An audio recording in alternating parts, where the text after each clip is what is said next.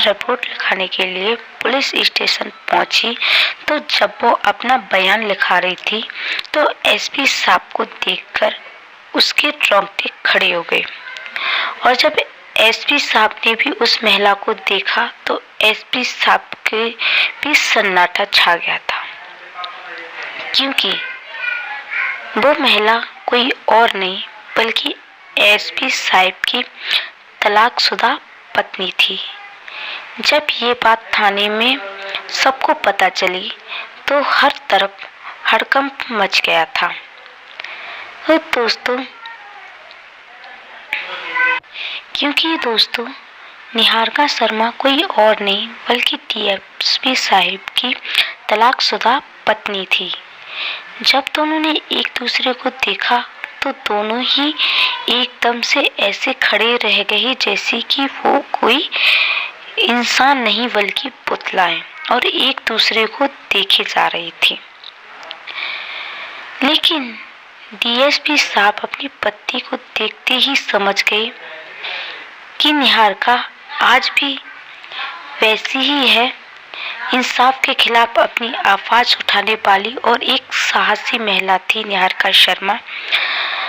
वो अपनी आवाज उठाने के लिए हर परिस्थिति से लड़ जाया करती थी। लेकिन इस वक्त निहारिका अपने बेटे की रिपोर्ट लिखाने के लिए डीएसपी सर के पास पहुंची थी, क्योंकि जिस जगह वो रह रही थी वहां के लोग निहारिका शर्मा को बहुत ज़्यादा परेशान करते थे और वहां पर रहने में निहारिका को बहुत ज़्यादा परेशानी का सामना करना पड़ता था। इसीलिए वो पुलिस स्टेशन उन लोगों की रिपोर्ट लिखाने के लिए पहुंची थी। लेकिन वहां पे कुछ और ही हुआ निहारिका के साथ। वो सोच भी नहीं सकती थी इस बात को कि जिस पति से वो कुछ सालों पहले बिछड़ गई थी वो अचानक से और एक ऐसी जगह उससे मुलाकात हो जाएगी। तो निहारिका को ये बहुत ही चौंका देने वाली बात थी, जो कि निहारिका को बहुत बड़ा इस बात से शॉक लगा था जब वो अपने पति को इस तरह उसने अपने सामने पाया, तो वो भी ऐसी जगह पर। लेकिन जब वो रिपोर्ट लिखा रही थी तो उसने अपने पति से कहा कि जो भी इसमें लिखा गया है आप सिर्फ अपना फैसला सुनाना, बल्कि कोई व्यक्तिगत मामले की तरह, मतलब कि अपना पक्षताछ मत करना कि आप अपना पक्ष मेरे ही पक्ष में बोलो, ऐसा कुछ भी नहीं है। आप सिर्फ न्याय का ही साथ देना। ये बात सुनकर डीएसपी साहब और भी ज़्यादा शॉक हो गए, क्योंकि निहारिका ने एक बार भी ये नहीं कहा कि वो उसकी मदद करे, लेकिन उसने वही कहा जो कि उसे ठीक लगा। उसने अपनी बात को डीएसपी साहब के सामने रखा और कहा कि जो आपको ठीक लगे फैसला वही करना।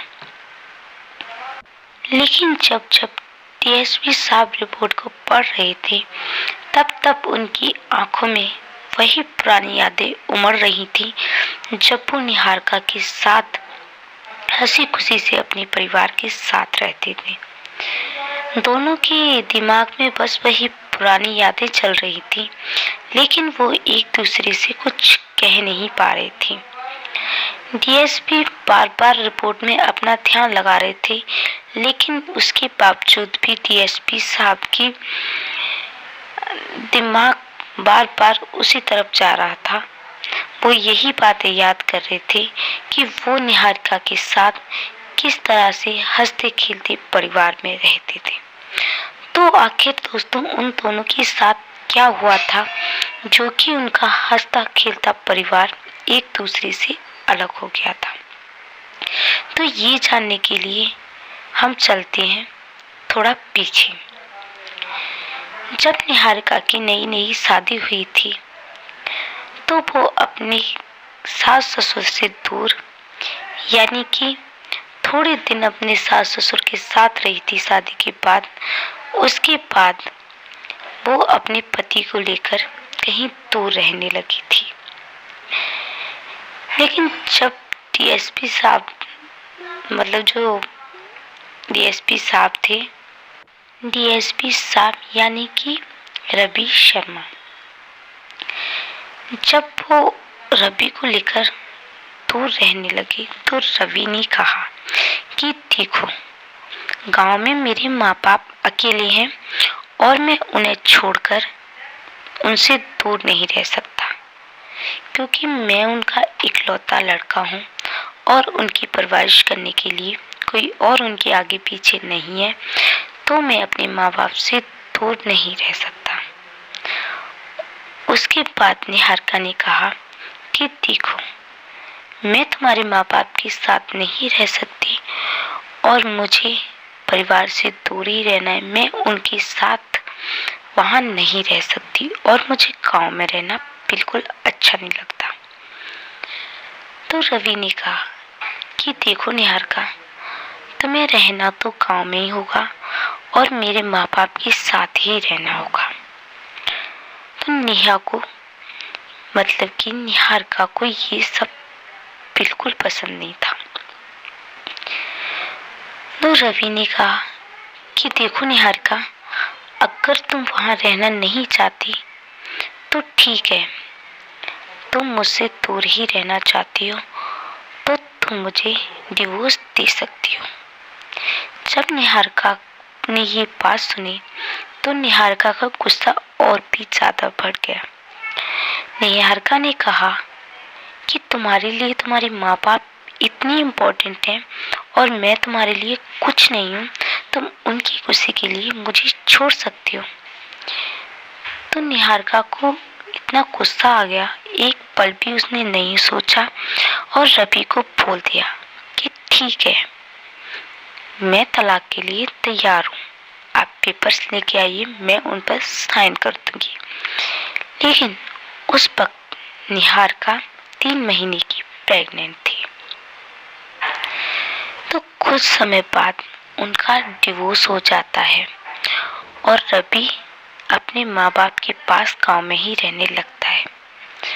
पर कुछ दिन बाद जब रवि एक डीएसपी बन जाता है तो उसका ट्रांसफर उसी जगह पर होता है जहां निहारिका रहती थी। लेकिन रवि को ये बात नहीं मालूम थी कि वहां निहारिका रहती है। ये तो एक इत्तेफाक था जो कि कुदरत ने उन्हें दोबारा मिलाया था। इत्तेफाक से रवि भी उसी जगह पहुंच गया जहां निहारिका रहती थी। तो इस तरीके से वो दोनों एक दूसरे से मिले।